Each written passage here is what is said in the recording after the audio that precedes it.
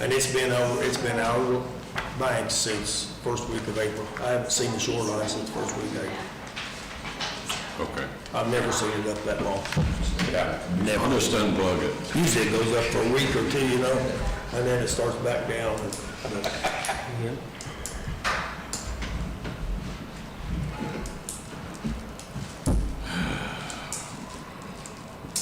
Enthusiasm. I got, you might need it. I got one right there.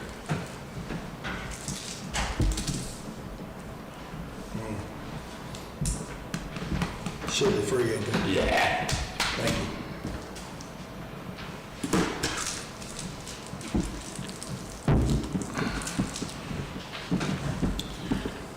Okay, I believe we are at 8:30, and I want to make sure everybody realizes we are live streaming this meeting, so be aware of that. I'll call the meeting to order of the Lawrence County Solid Waste Management District.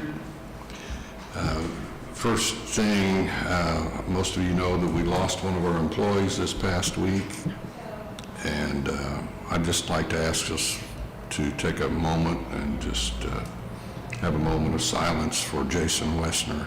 So.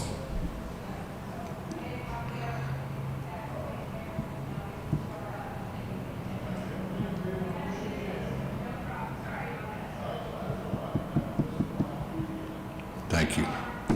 We do have sympathy for the family and for his co-workers. I know that's always an issue when something like this happens and employees develop a relationship with each other, and so we want to remember those employees as well. So, all right, next item on the agenda is approval of the previous minutes. Motion to approve minutes as presented. I have a motion and a second. All those in favor signify by saying aye. Aye. Opposed? The motion carries. Who gave you the second? Yeah, Rick.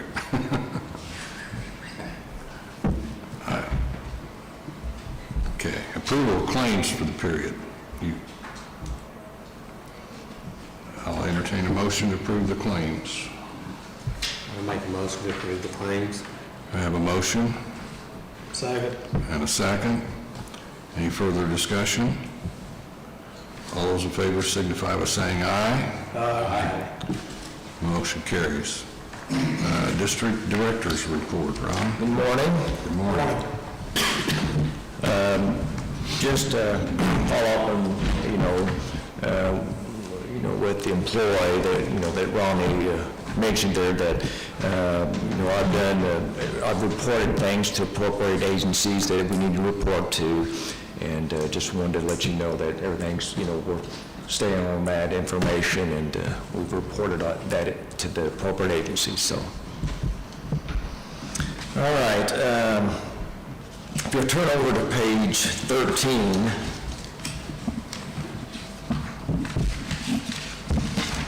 we'll start off with the Star Stop Collection Station. And the first thing I want to discuss here on that page, on page 13, is at this point I think we're wanting to look at maintaining the single-phase power instead of looking at the three-phase upgrade option, since it costs so much more to do the three-phase upgrade. So just to give you a general idea, but staying with single-phase service would basically reduce the cost of upgrading the service with Duke Energy, which would be $10,058, plus the additional electrical work. It would save us another $5,580. So you're seeing, a significant reduction, savings there just sticking with single phase. If you'll turn over to page 14,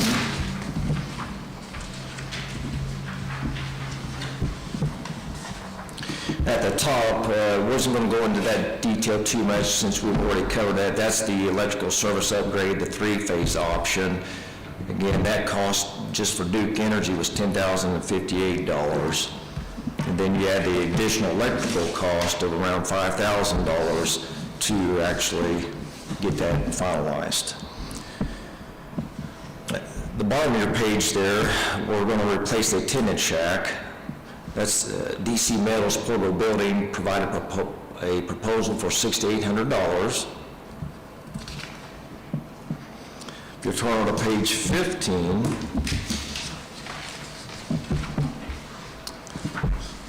what I've done there is I've created a spreadsheet for the stationary compactor replacement. At our previous board meeting, it was asked to provide pricing for a single-phase unit. I did get pricing for that. If you look at the refurbished compactors next to Prolex Compacting Solutions, the single-phase unit they priced us was $27,600. And then right next to that in the yellow as well is a refurbished three-phase unit with a VFD, that's the variable frequency drive, was $27,400. If you move down to Moeller Welding Company, that is, if you look at their refurbished single-phase unit, they gave me two prices on two different units, $31,050 and $34,050. You'll also notice in that table I've given you some prices for refurbished three-phase units and also new three-phase units and also a new single-phase unit. And the pricing we got for the refurbished units from Prolex are the lower of the prices. And then on page 16 through 18, I won't go through all those, that's just the detail on each of those compactors. So we'll go ahead and turn over to page 19.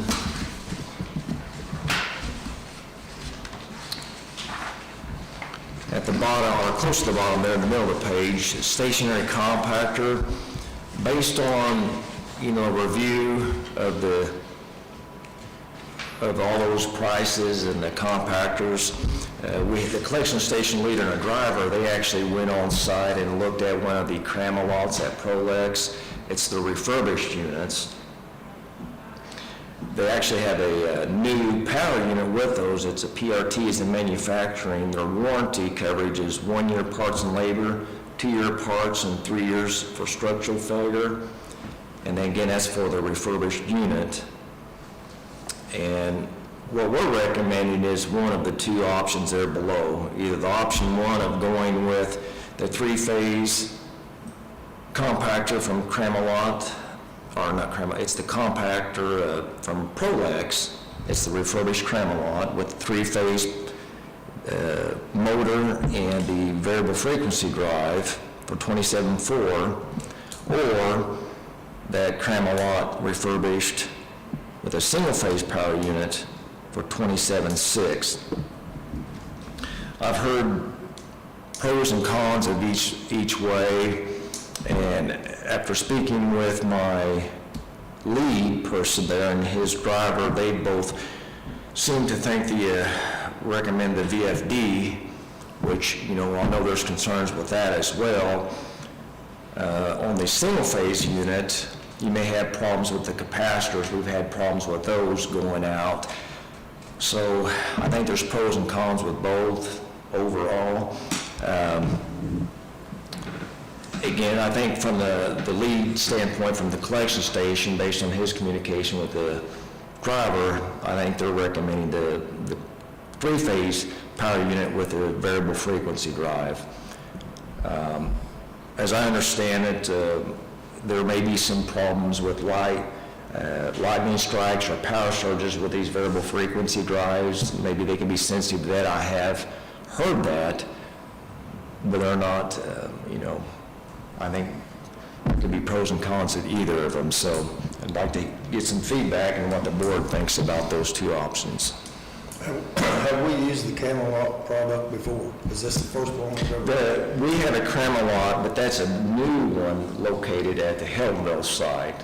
So that's, we've not had a refurbished one from them, but according to them, their power units, which is the motor and all that, they're all new. So that's all new. The compactor's reconditioned, and I assume that's the hydraulic cylinder as well has been reconditioned as well, so. Do we have more, how many single phase and how many three-phase units do we have? We have more three than we do one? I think we definitely have more single phase based on one of them were at rural sites where they didn't have that available, but then if they did have it available, it was cost prohibitive to add it. So the old McLean units that we purchased years ago, those things went forever. We did have some problems up at Needmore. And I think with Needmore, it's on the very end of the power. I mean, we're the last one on that. So I think you had some voltage things going back and forth, which was problems with capacitors and such. So that may have been the capacitor issue there, so. The VFD, that is digital, correct? I haven't confirmed that. I was just told it was an integrated part of that power unit. What we've had in the past, we did have an external unit that we had out at Leesville. There was an enclosed box that I don't know that it had been properly vented, and we had a lot of problems with that, maybe due to overheating and such. And they say they've come a long way, but, I can't either confirm that or not, so. I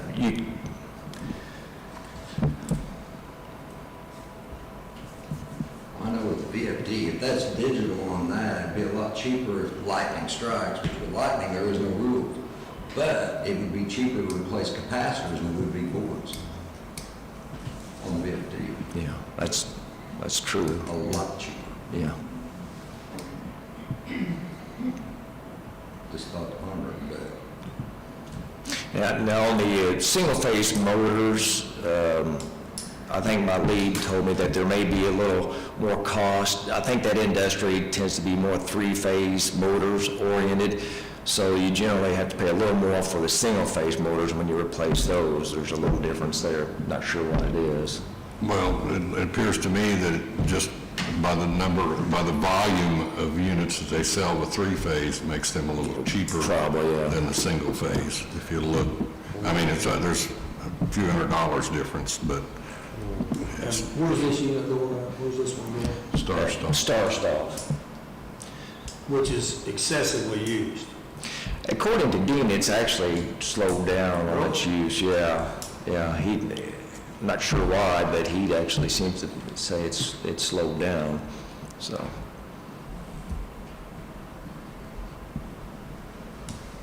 I know at one time it was pretty heavily used. It was at That's one why I point, thought, yeah. I mean, I agree with Rick on the VFD compared to the other ones, but the time on this being used, if it's used a lot, the three-phase will last probably longer than the single-phase should. Yeah. My concern, I guess if you looked at our previous experience with the VFD, we've had, we did have a problem, but it was in a different scenario where it was outside, but, it's hard to say, without having had either of these types of units, so. What I understand, there is warranties, coverage, says warranty is 1 year parts and labor, 2 years parts, 3 years structural failure, so.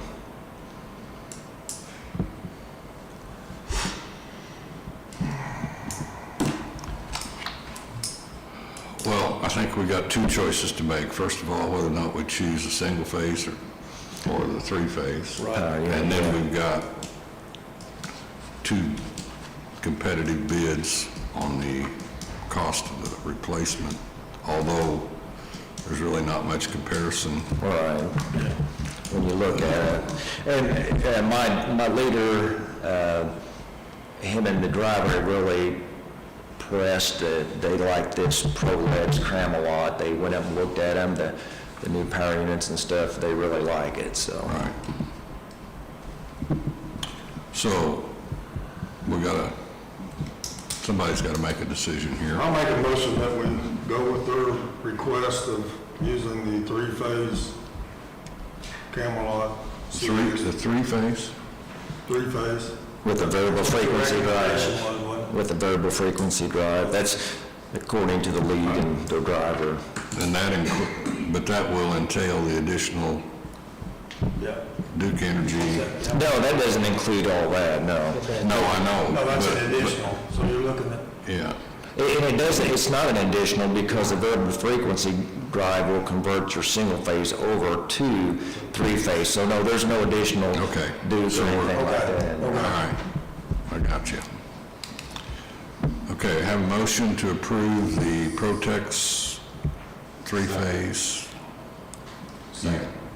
And a second. Okay, so Larry, Any further discussion?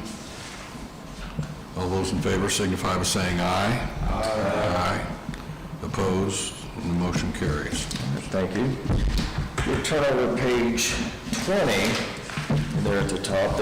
So the next two are, requests for approvals as well. The work for the electrical work, which it does give you the description underneath that of it's KJE Electric to do electrical work to when we go to remove the shack and put the new shack in and put in all the electrical and lights and receptacles, the disconnects and such was $8,350, and I request board approval to accept that proposal from KJE Electric. Okay, do I have a motion?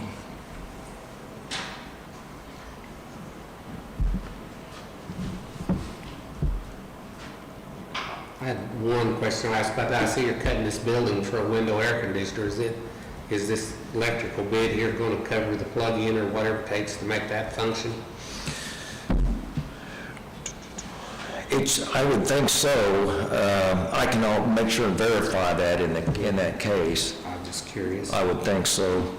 No bigger than that. I'd say it's a Probably. 110 unit. 110. Yeah, Probably. there's six, I'll make a motion to Receptacle. accept that then.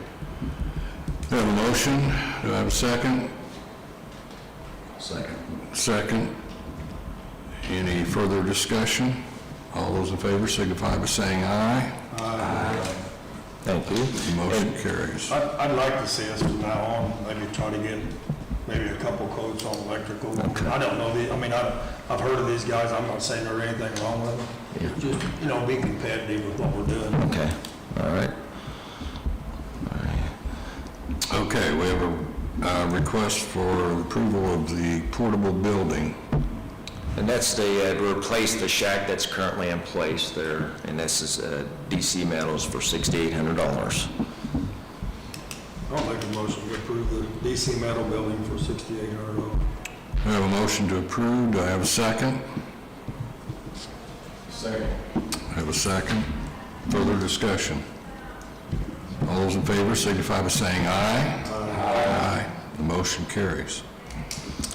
Okay, and then we'll move down to some additional preliminary budget information. Scheduled, I believe it's the first week of August, I'll be having a virtual budget workshop with DLGF. I'm hoping to get hopefully some updated information and maybe how the Senate Road Act 1 might impact the district. And so, hopefully after that I'll have some additional information, but some other additional information I'll be waiting on. You'll see at those bullet points, the 2026 maximum levy, and you'll see the deadlines that information will be available.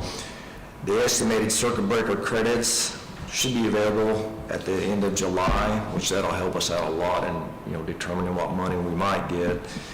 The assessed value will be due by August 1st, and then the estimate for lit is due by August 16th, so. If we turn over to page 21, I've got some dates and times there of what our board of directors meetings will be for our budget process. The first budget review we'll have scheduled on July 29th, excuse me. And then the second budget review would be on August the 12th, and then we'll have an additional review if necessary on Tuesday, August the 26th.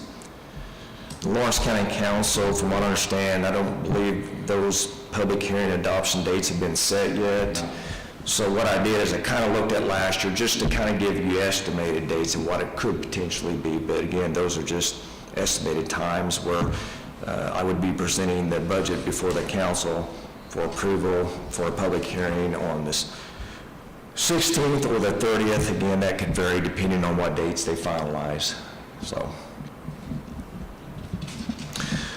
So below that is, I give you a few summaries of what I've come up with thus far. On the health insurance, the employer contributions to health insurance premiums are anticipated to increase by maybe 10%, so I'm going to be putting that in our budget for next year.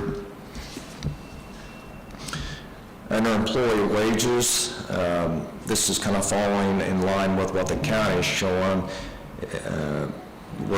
We're putting in a one-time stipend, and again, there's no guarantee of this. I think it's just we're putting it in there, and a decision assumed would be made at a later date whether that's going to happen. So, $500 for full-time employees, $250 for part-time employees working at least 24 hours per week. So we've got a lot of part-time employees. All have to go through and kind of look and see what their averages, per week are. They're generally on the same schedule every week, so I'll have to determine how many that will apply to. So, okay, and then another thing I noted was the anniversary increments. We have tables in our salary resolution for anniversary increments. Rick, you might be able to answer this. Is my understanding those will not be in for the 2026 year? No. Okay. Starting January 1st. Okay. So. Now, anything between now and January 1st is still good, Right. Okay. but not after January 1. Oh, sure. We'll adopt our salary resolution sometime in November, and, the board, of course, I'll go ahead and assume that's the case, and I'll budget without it, factoring that in, and that would actually be adopted when we adopt that salary ordinance or resolution later this year, so. I do have one proposed wage adjustment. It would be under the controller position, and you'll see the current salary at $52,416, and we're proposing a wage adjustment to $53,616, and based on some added responsibilities, a significant responsibility in the annual financial report. It's something that they've started doing here this year, as it hasn't been done. I mean, they're just doing a lot more this year with that annual financial report. Their responsibilities increased substantially in preparing that and submitting it. They're actually responsible for that. And then maintain a capital assets inventory, updating the physical inventory. We did have a review by the State Board of Accounts, and that was one area they brought up, so we're going to definitely be working on that and getting that up to date, and she's going to be spearheading that and working on that as well, and throughout the whole year, maintaining that. So if we turn over to page 22, wait, I'll first ask you, do you have any questions regarding what I've given you thus far with the budget?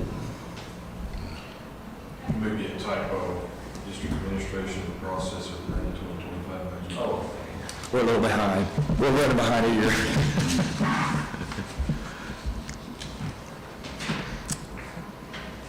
Okay, so we'll turn over to page 22, and we'll start with the transfer station hours of operation adjustments. Again, we began looking at this as an option whenever we found out that Senate Road Act would likely be reducing our revenues. We've kind of narrowed it down to year-round Saturdays as opposed to doing seasonal adjustments. I think there was a concern if we did seasonal that might be confusing to people.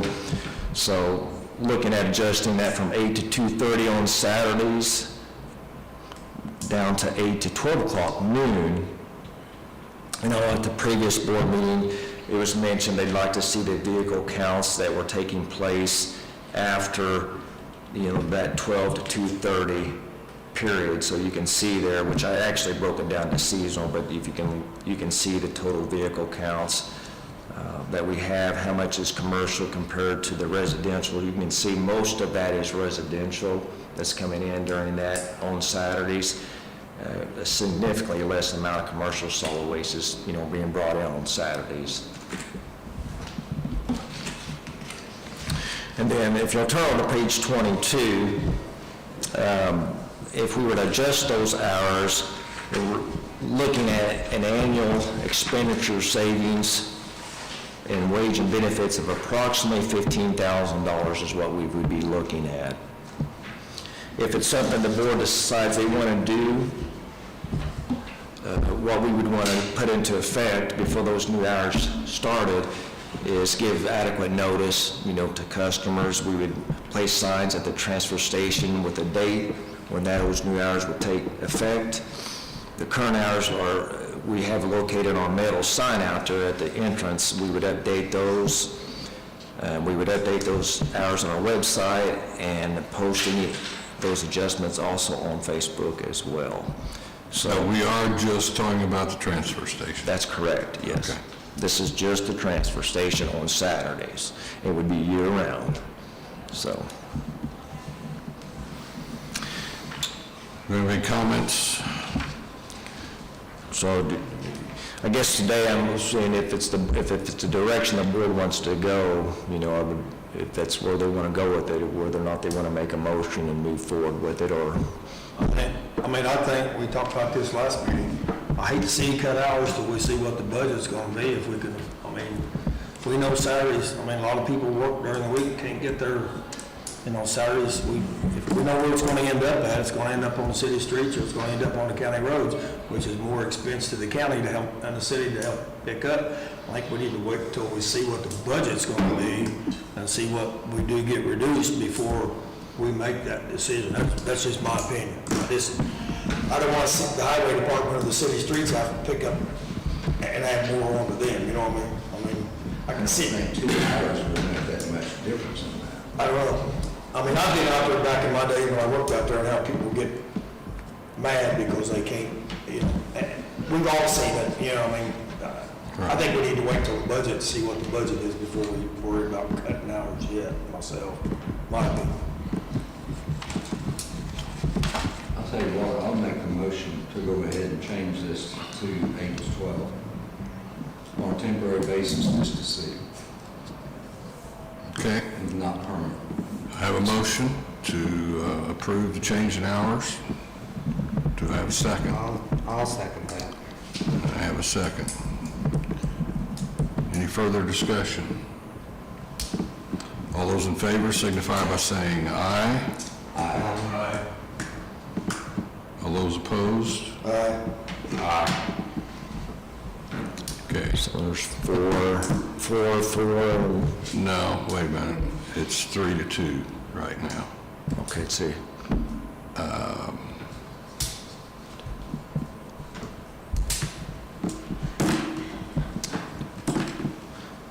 Okay, motion carries 3-2. And I think, does that have to be in red? So 1, 2, 3, 4, 5, 6. Okay, who voted for it? Rick, Jeff, Sam. Opposed? Who was opposed? Okay. Larry and Wally. Okay. So, let's see, 1, 2, okay, 3-2, okay. Yeah. And so the motion carries? Motion carries. We need a start date for that, and we need to give them at least, under the recommendation, there was a 30-day. Is that correct? Is that, that'll go with your motion? Okay. So we'll start making the notification, get the signs changed, and he did include the word temporary. Temporary, just to see, and if So- whatever becomes right or whatever becomes an issue, this is not permanent. Right.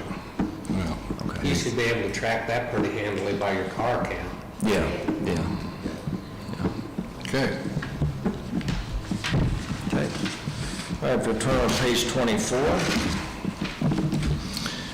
we're looking at the transfer station user fees, and we brought this to the board, I think, 2 meetings back, and this was regarding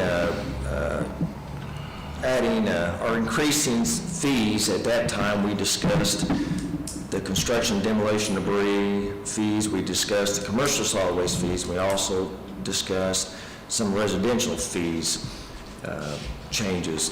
At this meeting, what I'm bringing for you today is adjustment of the construction demolition debris and commercial solid waste debris fees only. Before I get started on that, I just want to give you what have to take place before those fees, if we decide to amend them, will be done. What I would do is, at the next meeting, I would introduce a resolution amending those fees. That would probably be the July 29th meeting. And if the board, approves that, then once to move forward, we would we would do a public notice for a hearing set forth, which has to be 10 days before the public hearing, which we would likely be able to do that on August the 12th, and that's where we would hold the public hearing to amend the fee resolution.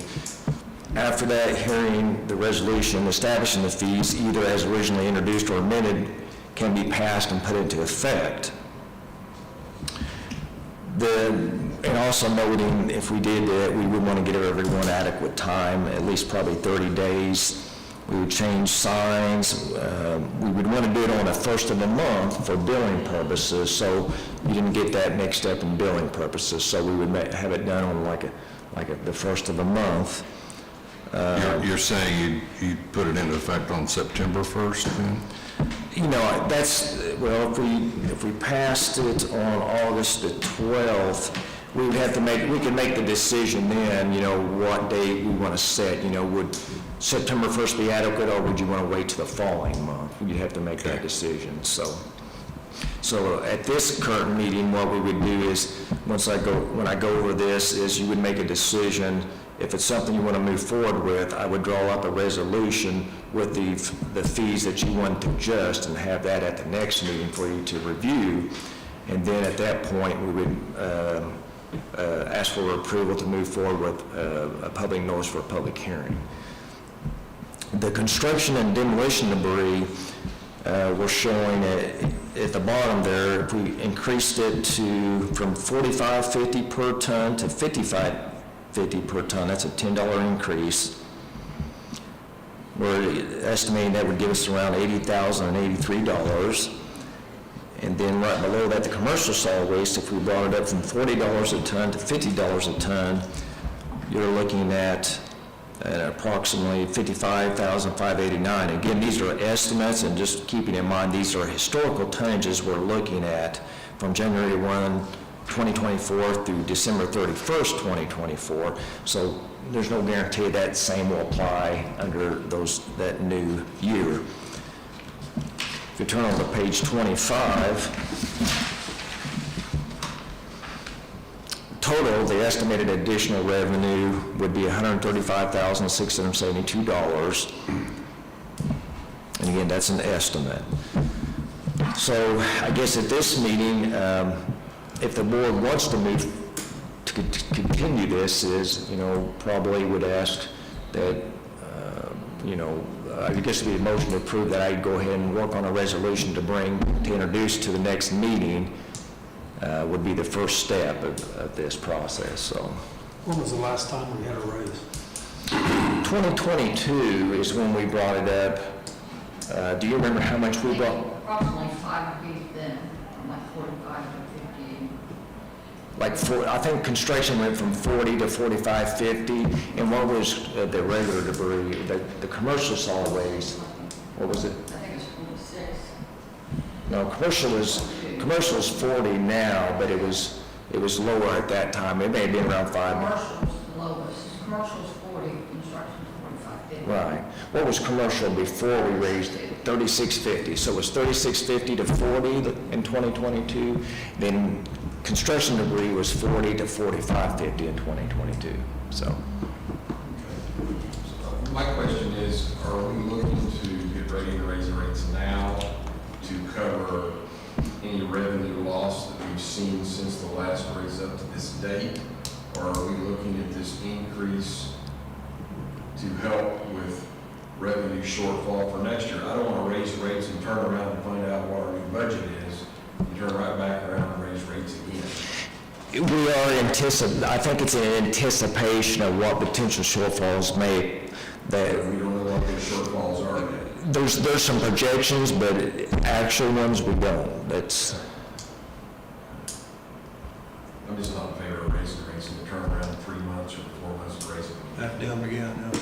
I'd rather wait and see what our revenue loss is, if it's adjust our rate schedule to cover whatever revenue loss we've got to use through next year. Yeah. That's just my opinion. I agree. And I agree as well. We are kind of operating in I won't say in a dark place, but there's a lot of shadow, at least, in what we're anticipating is going to happen. I don't think it's prudent for us to make a change now and then have to come back 2-3 months from now and make another one. So I think we can live without the increase until those numbers have been established. So now, then it takes 30 to 60 days to make those changes. I understand that, but, and then I'm also a little bit concerned when we get up into that range of cost per ton, whether or not we're going to see movement from people bringing stuff to us and then versus going ahead to Medora or wherever, going direct rather than through our transfer station. I don't know that. I don't know the answer to that question, but Well, what he's proposing, you're not going to have any change in residential rates. It's not. It's no, we're not. I'm talking about commercial. yeah, we're not constructing residential. And I think, if the board at the point they decide to do this is, Edwin and I can monitor things and kind of see things, how the waste that's coming in, if we see things. I mean, the scale house knows, and a lot of times they talk to the drivers if they end up leaving, say, they end up leaving because they got better rates or whatever. So at the point that if we do this, that we can monitor that and keep an eye and make sure and see what's going on, We don't see as many residential people using the commercial fee, but we do see a lot of residential people using the construction fee, because they do their home repairs, and then, Right. because they have agreed, they are charged their construction rate. Not as much like that, not as much commercial, but a lot of construction. And isn't there a classification where if you're doing your own remodeling, that you're not paying the construction? No, they fee? still pay, everybody pays, Okay, everybody I pays. was misinformed Yeah. about that. Yeah. And I think when you propose this, if we decide to do it later on, we also need to check the areas around us to see what the rates are, see if we're within our field, or if we're outrageous, or, if you save $5 by driving to someplace else, are people really gonna do that? That's why I'd like to see what the rates around us are. We also, in '22, did a big jump on the minimum. It was $8, and now it's 15, so that was a bit of a shock as well. And whenever this, if we do this, it will bring up the minimum as well, based off the weights, so right now we're at $15, so it'll come up some on the minimum.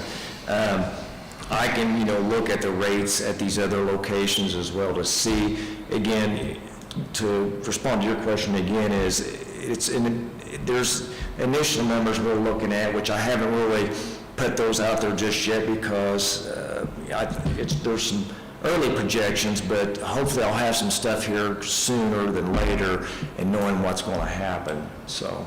Right, well, some of our projections are that they're not figuring enough money. Oh, okay. And that's why I just, be cautious from the standpoint of not raising and going right back and raising them again. I understand, we all agree we're probably gonna have to raise rates, that's probably a given, but rather than do it twice, if we can do it once, I think would be right.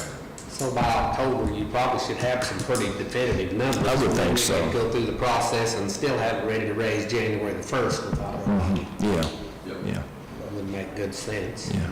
Okay. And how much longer is our contract with Rumpke? We signed it. I think are we in the second year of Rumpke contract? Do you know, is this the second year or third year we're in? We're in this, I guess we're in the second, there's 5 years altogether. Yeah, I was trying to remember when we signed that, but yeah. Yeah. And we always, whenever we go to budget, whenever you're gonna renew that contract, most of the budgeting's already been done, so sometimes we add more, not knowing what could potentially happen there, so.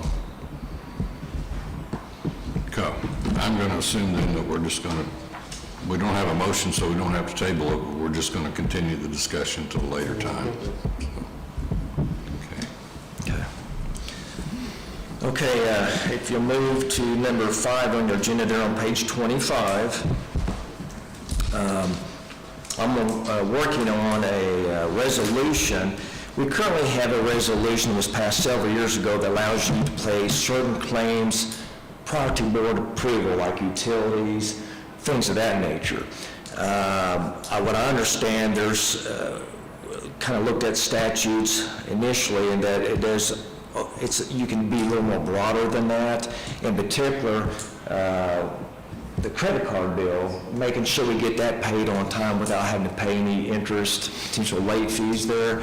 But I'll be bringing that information, hopefully within the next 2 meetings, in the form of a resolution to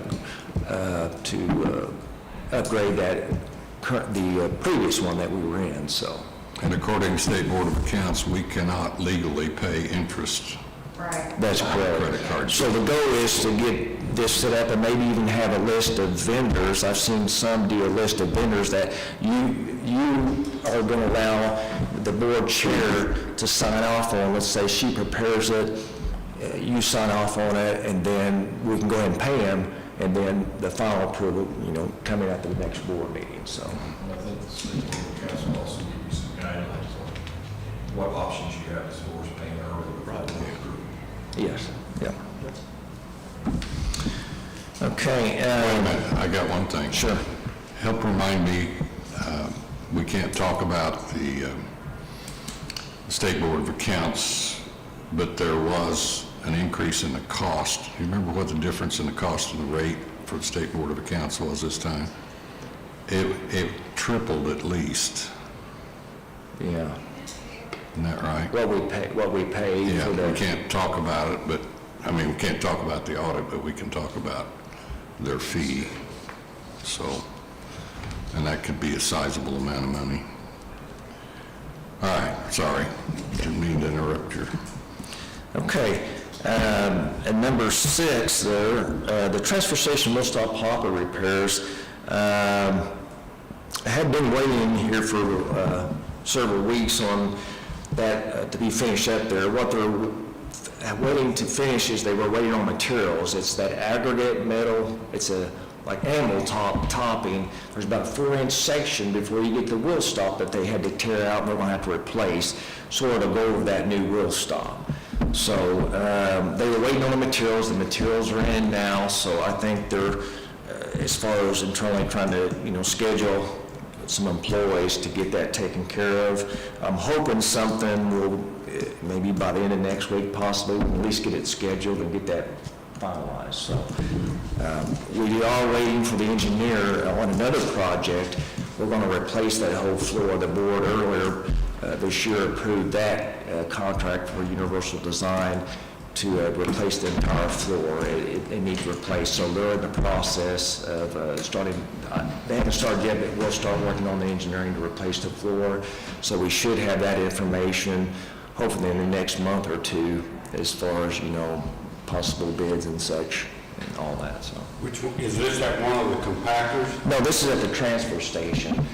Are you having trouble with one that needs more? As it's compacting, it's blowing the trash out and getting, is there a I haven't heard. flaw with this? I think I haven't heard anything here recently from anybody. Okay. The Needmore, the only thing we've looked to do up there is expand that site. It's really That's narrow. restricted in there, and looking at potentially expanding that site at some point, give it more width in there. I was so. thinking that they had to use some sort of a board or something like that. What you're referring to is, I think when they close, they have a board that they place there where raccoons can't get in there and start dragging trash out. So I think they put a board up there to keep those raccoons out. Yeah. There's not a fix other than a board? 22, right? I know raccoons are terribly handy. Yeah. They, I'm simply telling you what I've been told from yes, yeah, they have had problems with that, and I think they're temporary doing that, but I think it would be nice to find I think the board had to put it up there every day at the end of the day. I'm not sure how heavy it is and stuff, but yeah.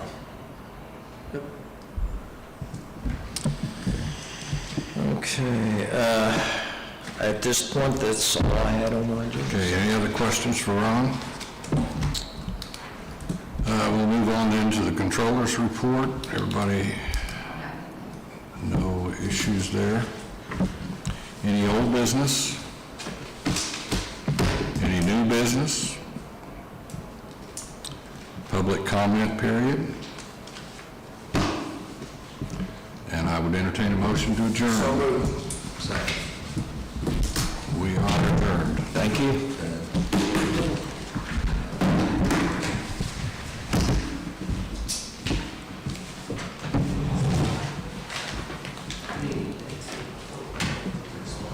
I'm not gonna tell you who that is.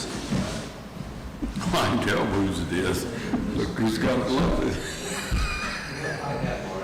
Where you going with that? His house. To his house.